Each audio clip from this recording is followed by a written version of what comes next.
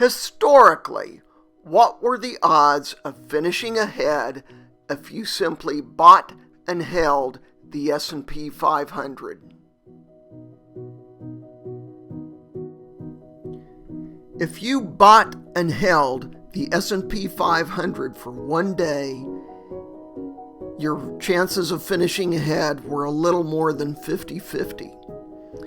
If you bought and held the S&P 500 for 1 year, your chances of finishing ahead improved to about 70-30. And if you bought and held the S&P 500 for 5 years, your odds of finishing ahead increased to about 87-13, or roughly 7-1.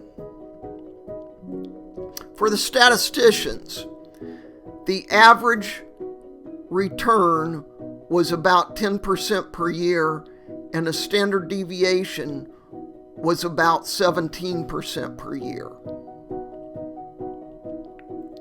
Do you know the expected mean return and standard deviation, as well as the finish ahead odds for your 401k?